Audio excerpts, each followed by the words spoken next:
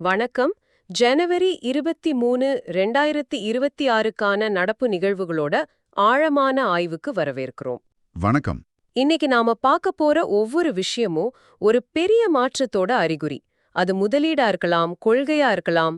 ஆமா, உங்க UPSC, banking, SSC மாதிரி தேர்வுகளுக்கு தேவையான எல்லா முக்கிய தகவல்களையும் ஒரு உரையாடல் வரியா பார்க்கலாம்.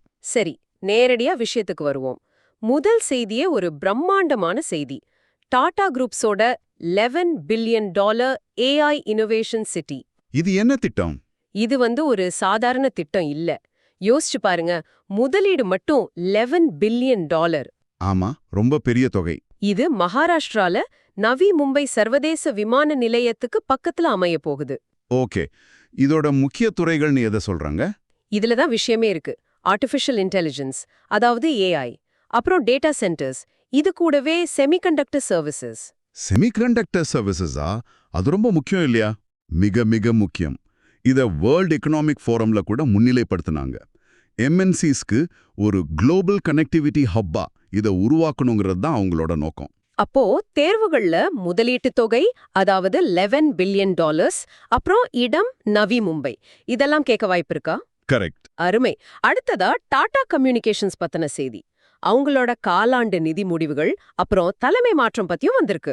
ஆமா, இதுவும் கார்ப்பரேட் உலகத்துல ஒரு முக்கியமான நிகழ்வு தான். அவங்களோட Q3 நிகர லாபம், அதாவது நெட் ப்ராஃபிட் 365 கோடின்னு சொல்றாங்க. போன வருஷத்தோட ஒப்பிடும்போது இது 54.3% வளர்ச்சி. ஆமா, இயர் ஆன் இயர் growth ரொம்ப நல்லா இருக்கு. இதுல இன்னொரு விஷயமும் இருக்கு. என்னது அது? தலைமை மாற்றம். கணேஷ் லக்ஷ்மி நாராயணன் தான் புதிய MD அண்ட் CEO டெசிக்னேட்.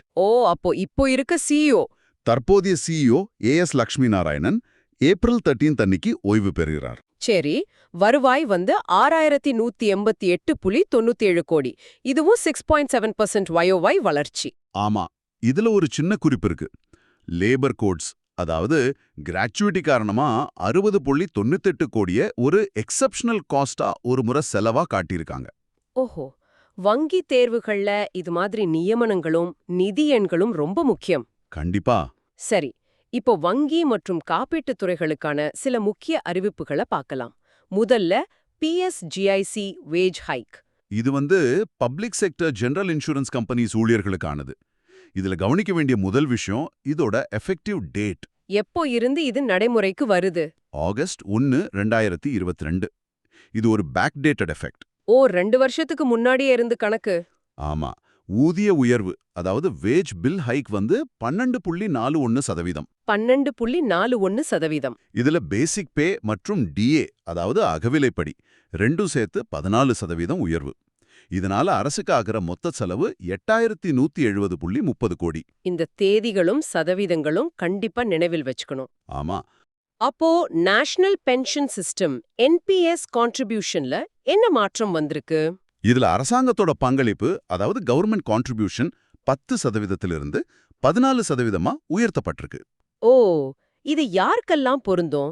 இது ஏப்ரல் 1, 2010 அன்னிக்கோ அல்லது அதுக்கு பிறகு வேலையில சேர்ந்த ஊழியர்களுக்கு பொருந்தும். சரி, RBI பென்ஷன் பத்தியும் ஒரு செய்தி இருக்கே. ஆமா, இது ரிசர்வ் பேங்க் ஆஃப் இந்தியாவை சார்ந்தது. இதோட எஃபெக்டிவ் டேட் நவம்பர் 1, 2022. இதுலயே உயர்வு இருக்கா? இருக்கு.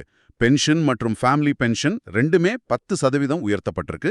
இதற்கான செலவு 2696.82 கோடி. அடுத்து சுற்றுச்சூழல் தொடர்பான ஒரு முக்கியமான திட்டம், கார்பன் கிரெடிட் ட்ரேடிங் ஸ்கீம், அதாவது CCTS. இதோட அதிகார அமைப்பு ministry of environment, forest and climate change, MoFCC. அவங்க என்ன சொல்லியிருக்காங்க? அவங்க greenhouse gas emission intensity, அதாவது GEI இலக்குகளை அறிவிச்சிருக்காங்க. இதுல ஒரு முக்கியமான வேறுபாடு இருக்கு. எமிஷன்ஸ் per யூனிட் ஆஃப் அவுட்புட்டை அடிப்படையாக கொண்டவை. ஒட்டுமொத்த உமிழ்வு வரம்புகள், அதாவது அப்சல்யூட் கேப்ஸ் கிடையாது. ஓஹோ, அப்படி ஒரு வித்தியாசமா? ஆமா, இந்த புதிய அறிவிப்புக்கு பிறகு மொத்தமா 490 நிறுவனங்கள், டோட்டல் ஆப்ளிகேட்டட் என்டிட்டிஸ், இதுக்கு கீழே வருது. இதுல 208 புதிதாக சேர்க்கப்பட்டவை. சரி, நகர்ப்புற நிர்வாகம், அதாவது அர்பன் கவர்னன்ஸ்ல லக்னோவோட ஜீரோ வேஸ்ட் ஸ்டேட்டஸ் ஒரு பெரிய மைல்கல் இல்லையா? கண்டிப்பா. லக்னோ உத்தரப்பிரதேசத்தோட முதல் ஜீரோ ஃப்ரெஷ் வேஸ்ட் டம்ப் நகரமா ஆகியிருக்கு. இது எப்படி சாத்தியமாச்சு? ஷிவாரில 3வது ஆலைய, தேர்ட் பிளான்ட்டை திறந்திருக்காங்க. இதனால அவங்களோட செயலாக்கத்திறன், அதாவது ப்ராசஸிங் கெப்பாசிட்டி, ஒரு நாளைக்கு 2100 மெட்ரிக் டன் ஆயிடுச்சு. ஆனா நகரம் உருவாக்குறதே 2000 எம்டி தானே. கரெக்ட். அதனால வர்ற குப்பைய முழுசா ப்ராசஸ் பண்ண முடியுது. 55% கரிமக் கழிவுகளை பயோகேஸ் அல்லது காம்போஸ்டாவும் 45% கனிமக் கழிவுகளை RDF அல்லது ரீசைக்ளிங் மூலமாவும் செயலாக்குறாங்க. எதிர்கால திட்டம் ஏதாச்சும் இருக்கா? இருக்கு. 15 மெகாவாட் வேஸ்ட் டு எனர்ஜி ஆலை அமைக்க திட்டமிட்டிருக்காங்க. பல்லுயிர் மற்றும் பாதுகாப்பு தலைமைத்துவம் பத்தி பேசலாம். ராஜஸ்தான்ல ஒரு புதிய உயிரியல் பூங்கா திறந்திருக்காங்களே. ஆமா, இது ராஜஸ்தானோட முதல் NCR பயாலாஜிக்கல் பார்க். எங்க இருக்குது? அல்வர்ல காட்டி மற்றும் ஜெய்சமந்து பக்கத்துல கிட்டத்தட்ட 100 ஹெக்டேர் அளவு. இதோட முக்கிய அம்சம் என்ன? NCR பகுதியில லயன், டைகர் அப்புறம் ஹெர்பிவோர் சஃபாரிஸ் இந்த மூணும் ஒரே இடத்துல இருக்கிற முதல் பூங்கா இதுதான். ஓ அப்படியா? ஆமா, இதுல 400க்கும் மேற்பட்ட விலங்குகள், 81 சிற்றினங்கள் இருக்கு. அது மட்டும் இல்லாம கிர் மாடல்ல ஒரு வைல்ட் லைஃப் ரெஸ்கியூ சென்டர், வெட் ஹாஸ்பிட்டல், பட்டர்ஃப்ளை பார்க்னு நிறைய வசதிகள் இருக்கு. அருமை. அடுத்து ஒரு இரங்கல் செய்தி. தி ட்ரீ லேடி என்று அழியப்பட்ட கீர்த்திதா மெக்கானி காலமாயிட்டாங்க. ஆமா, சுற்றுச்சூழல் பாதுகாப்புல அவங்களோட பங்கு ரொம்ப பெரியது. ஜனவரி 19ஆம் தேதி 66 வயசுல சிங்கப்பூர்ல காலமானாங்க. அவங்க சிங்கப்பூர் என்வாயர்மெண்ட் கவுன்சிலோட முதல் எக்ஸிகியூட்டிவ் டைரக்டரா இருந்தாங்க இல்லையா? ஆமா, 1993ல அவங்களோட மிக முக்கியமான சாதனை பிளான்ட் ட்ரீ திட்டம். அதை வழிநடத்தி 76,000க்கும் மேற்பட்ட மரங்கள் நடப்பட காரணமா இருந்தாங்க. அவங்களுக்கு கிடைத்த விருதுகள். பிரசிடென்ட்ஸ் அவார்ட் ஃபார் தி என்வாயர்ன்மெண்ட் 2015ல வாங்கினாங்க. அப்புறம் 2024ல சிங்கப்பூர் விமென்ஸ் ஹால் ஆஃப் ஃபேம்லயும் இடம் பெற்றாங்க. இந்த விருதுகளும் வருஷமும் ரொம்ப முக்கியம். சரி, அடுத்த தேசிய பாரம்பரியம் மற்றும் நினைவுகூரல்கள். ஜனவரி 23 பரக்ரம் திவாஸ் 2026. இதன் முக்கியத்துவம். இது நேதாஜி சுபாஷ் சந்திர போஸோட பிறந்த நாள், டே ஆஃப் கரேஜாக கொண்டாடப்படுது. ஒரு ஸ்டாட்டிக் ஜிகே கேள்வி. அவர் எங்க பிறந்தார்? அவர் ஜனவரி 23, 1897ல ஒடிசாவின் கட்டாக் நகர்ல பிறந்தார். இந்திய அரசு இந்த தினத்தை ஜனவரி 19, 2021ல நிறுவனது. ஒரு புதிய புத்தகம் வெளியிடப்பட்டிருக்கு, ராம் ஜான்மபூமி பற்றியது. ஆமா, புத்தகத்தோட பேரு chalice of ambrosia, Ram Janmabhoomi challenge and response. இதன் ஆசிரியர் சுரேந்திர குமார் பச்சௌரி. இவர் இந்திய அரசோட முன்னாள் செயலாளர், ஃபார்மர் செக்ரட்டரி டு GY. இதை வெளியிட்டது யாழ்? துணை குடியரசுத் தலைவர் CP ராதாகிருஷ்ணன். இந்த புத்தகம் ராமர் கோயில் இயக்கத்தை பத்தி ஆழமா ஆய்வு செய்து, குறிப்பா 2019 சுப்ரீம் கோர்ட் தீர்ப்ப ஒரு திருப்புமுனையா சொல்லுது. சர்வதேச உறவுகள் பக்கம் போனா இந்தியா ஆப்கானிஸ்தானுக்கு மனிதாபிமான உதவி செஞ்சிருக்கு. ஆமா, இது இந்தியாவின் சாஃப்ட் பவரை காட்டுது. ஆப்கானிஸ்தான்ல காபூலுக்கு 7 டன் ஓங்காலஜி மருந்துகள், அதாவது புற்றுநோய் மருந்துகளை அனுப்பியிருக்காங்க. இது வெளியுறவு அமைச்சகத்தோட பீப்பிள் ஃபர்ஸ்ட் டிப்ளமசி கொள்கையோட ஒரு பகுதியா? கரெக்ட். அடுத்ததா இந்தியா ஸ்கில்ஸ் ஆக்செலரேட்டர். இது இந்தியாவின் பொருளாதார சக்தியை எப்படி மேம்படுத்தும்? இது ஒரு முக்கியமான கூட்டாண்மை, ஒரு பார்ட்னர்ஷிப். யாருக்குள்ள? மினிஸ்ட்ரி ஆஃப் ஸ்கில் டெவலப்மெண்ட், அதாவது MSDE மற்றும் வேர்ல்ட் எக்கனாமிக் ஃபோரம் WEF, இவங்க 2 பேரும் சேர்ந்து பண்றாங்க. நோக்கம் என்ன? நம்ம TVET, அதாவது டெக்னிக்கல் அண்ட் வொகேஷனல் எஜுகேஷனை தொழிற்சாலைகளோட தேவைகளோட, இண்டஸ்ட்ரி அவுட்கம்ஸோட இணைச்சு மேம்படுத்துறது தான். ஓஹோ, எந்த துறைகள்ல கவனம் செலுத்துறாங்க? முக்கியமா AI, robotics, green energy, cyber security, இந்த மாதிரி எதிர்கால துறைகள்ல. இது NEP 2020 மற்றும் விஷன் இந்தியா அட் 2047ஓட இணைக்கப்பட்டது. அடுத்து பொது சுகாதாரம். ஒடிசா புகையிலைக்கு தடை விதிச்சிருக்கு. ஆமா, இது ஒரு முழுமையான தடை. குட்கா, பான் மசாலா மற்றும் டொபாக்கோ அண்ட் நிக்கோட்டின் இருக்கிற பொருட்களோட உற்பத்தி, விற்பனை, சேமிப்பு, போக்குவரத்து, விநியோகம் எல்லாத்துக்கும் தடை. பேக்கேஜ்ட், அன்பேக்கேஜ் எல்லாத்துக்குமா?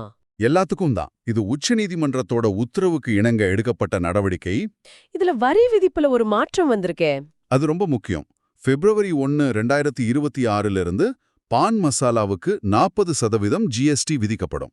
கடைசியா கலாச்சாரம். 25வது பாரத் ரங் மகோத்சவ். இது national school of drama NSD ஏற்பாடு பண்றாங்க. ஜனவரி 27லிருந்து February 20, 2026 வரைக்கும் நடக்குது.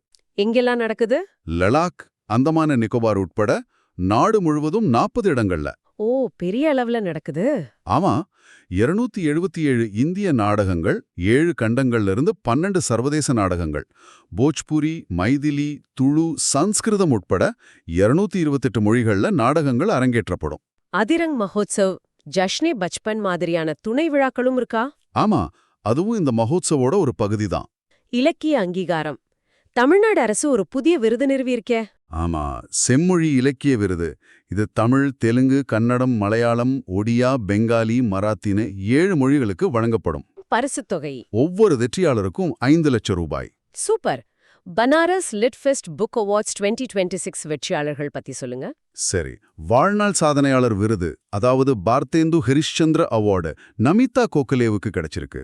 மத்த பிரிவுகள்ல இங்கிலீஷ் ஃபிக்ஷன்ல ஷைனி ஆண்டனி, இங்கிலீஷ் நான் ஃபிக்ஷன்ல பெக்கி மோகன், ஹிந்தி ஃபிக்ஷன்ல மம்தா காலியா, அப்புறம் ஹிந்தி போயட்ரியில உதய் வாஜ்பேயி.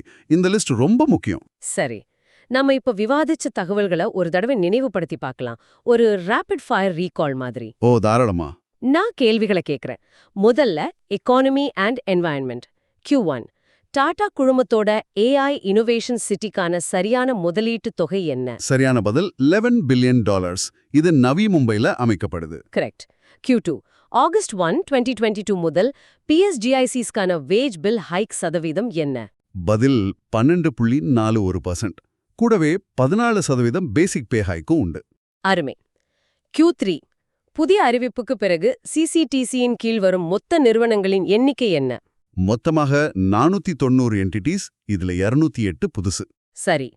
Q4. டாடா கம்யூனிகேஷன்ஸின் MD and CEO டெசிக்னேட்டட் ஆக நியமிக்கப்பட்டவர் யார்? கணேஷ் லக்ஷ்மி நாராயணன். 5வது கேள்வி. அல்வாரில் உள்ள புதிய உயிரியல் பூங்கா எந்த 2 இடங்களுக்கு அருகில் அமைந்துள்ளது? கட்டிகாட்டி அண்ட் ஜெய்சமந்த். சூப்பர். இப்போ நேஷனல் அண்ட் கல்ச்சர் பகுதிக்கு போலாம். Q1. சாலஸ் ஆஃப் அம்ப்ரோசியா புத்தகத்தின் ஆசிரியர் யார்? சுரேந்திரா குமார் பச்சௌரி. Q2. சமீபத்தில் இந்தியா 7.5 டன் புற்றுநோய் மருந்துகளை எந்த நாட்டிற்கு அனுப்பியது? ஆப்கானிஸ்தான். ஆமா. Q3. பிப்ரவரி 1, 2026 முதல் பான் மசாலாவுக்கு பொருந்தும் GST விகிதம் என்ன? புதிய வரி விகிதம் 40% GST. கடைசி கேள்வி. Q5. கிர்த்திதா மெக்கானி எந்த ஆண்டு சிங்கப்பூர் என்வாயன்மெண்ட் கவுன்சிலின் எக்ஸிகியூட்டிவ் டைரக்டர் ஆனார்? 1993. அருமை. இன்னைக்கு நாம அலசிய எல்லா தலைப்புகளும் புள்ளி விவரங்களும் உங்க தேர்வு தயாரிப்புக்கு நிச்சயம் உதவும். குறிப்பா எண்கள், தேதிகள், பெயர்கள், இடங்கள் இதெல்லாம் மறுபடியும் ஒருமுறை பாத்துக்கிறது நல்லது. ஆமா, இன்னைக்கு நாம விவாதிச்ச இந்தியா ஸ்கில்ஸ் ஆக்சிலரேட்டர் திட்டம் AI, ரோபாட்டிக்ஸ், கிரீன் எனர்ஜி மாதிரி எதிர்கால துறைகள்ல கவனம் செலுத்துது. இது இந்தியாவின் விஷன் இந்தியா அட் 2047 இலக்கை அடைய எந்த அளவுக்கு உதவுன்னு நீங்க நினைக்கிறீங்க? இது மாதிரி வளர்ந்து வர்ற துறைகள்ல இந்தியாவோட திறனை மேம்படுத்த வேற என்னென்ன சர்வதேச கூட்டாண்மைகள் தேவைப்படலாம்? இத பத்தி கொஞ்சம் யோசிச்சு பாருங்க.